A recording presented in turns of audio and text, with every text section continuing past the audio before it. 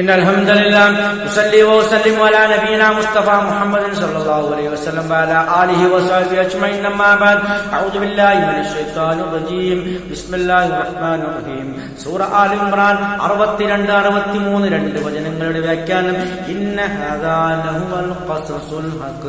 അല്ലാഹു സുബ്ഹാനഹു വ തആല പറയുകയാണ്, ഇന്ന ഹാദാ നിശ്ചയമായും ഇതാണ്, ഈ മേൽ വിശദീകരിച്ചതാണ് ഈസാ നബി അലൈഹിസ്സലാമിന്റെ ചരിത്രമാണത്.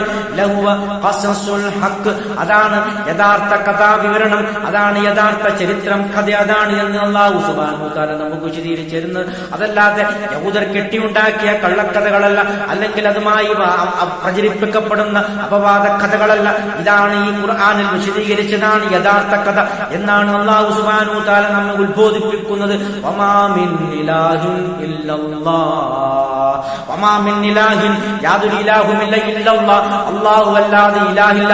അല്ലാഹുവിന്റെ റസൂൽ ഈസാ നബി അലൈഹിസ്സലാം അല്ലാഹുവിന്റെ പുത്രനാണെന്നും അല്ലാഹുവിന്റെ മകനാണെന്ന് വാദിച്ചുകൊണ്ട് ഒരു വേള അല്ലാഹു തന്നെയാണ് പുത്രവേഷത്തിൽ ഭൂമിയിലേക്ക് അവതരിച്ചെന്ന് ക്രിസ്ത്യാനികൾ വാദിച്ചുകൊണ്ട് അത്തരം തലത്തിലുള്ള അങ്ങേയറ്റം വികലമായ വിശ്വാസങ്ങൾ പ്രചരിപ്പിച്ചപ്പോൾ അല്ലാഹു സുബ്ഹാനഹു വ തആല മറുപടി പറയുകയാണ്, ഒരിക്കലുമല്ല, അദ്ദേഹം അല്ലാഹുവിന്റെ റസൂലാണ്, അല്ലാഹുവിന്റെ അടിമയാണ്. വമാ മിൻ ഇലാഹിൻ ഇല്ലല്ലാഹ്, അല്ലാഹു അല്ലാതെ ഒരു ഇലാഹും നിങ്ങൾക്കില്ല എന്ന് അല്ലാഹു സുബ്ഹാനഹു വ തആല പറയുകയാണ്.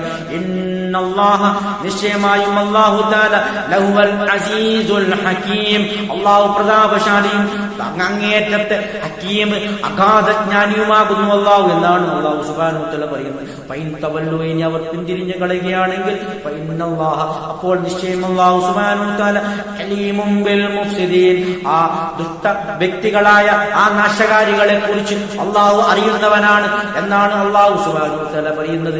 ഭൂമിയിൽ നാശം വിതക്കാൻ ആവശ്യമായ തരത്തിലുള്ള കുഫ്റും ശിർക്കും പ്രചരിപ്പിക്കുന്ന ആ അപവാദ പ്രചരണം നടത്തി വരുന്ന ആ സത്യത്തിനെതിരെ നിൽക്കുന്ന ആ നാശകാരികളെ പറ്റി അല്ലാഹു സുബ്ഹാനഹു വ തആലക്ക് കൃത്യമായി അറിയാം. ഒരിക്കലും അവർ വിജയം വരിക്കുകയില്ല, അവർ വിജയത്തിലേക്ക് വരില്ല എന്നാണ് അല്ലാഹു സുബ്ഹാനഹു വ തആല നമുക്ക് ഉദ്ബോധിപ്പിക്കുന്നത്. ഇതുകൊണ്ട് നാം എന്നും സത്യത്തിന്റെ ദീനിൽ തന്നെ ഉറച്ചു നിൽക്കണം. ലാ ഇലാഹ ഇല്ലല്ലാഹ് എന്ന കലിമത്ത് തൗഹീദ് വന്നതിയിൽ അത് ഉയർത്തിപ്പിടിക്കുന്നതിനും അതിന്റെ പ്രചരണം നടത്തുന്നതിനും നാം എന്നും മുന്നോട്ട് വരണമെന്നൊക്കെയാണ് അല്ലാഹു സുബ്ഹാനഹു വ തആല നമുക്ക് ഉദ്ബോധിപ്പിക്കുന്നത്. ഇതുമായി ബന്ധപ്പെട്ട് വിശദീകരിക്കാനുള്ളത് സത്യമായി മനസ്സിലാക്കുന്ന സജ്ജനങ്ങളിൽ നിന്നുള്ളവർ അനുഗ്രഹിക്കുമാറാകട്ടെ. അൽഹംദുലില്ലാഹി റബ്ബിൽ ആലമീൻ.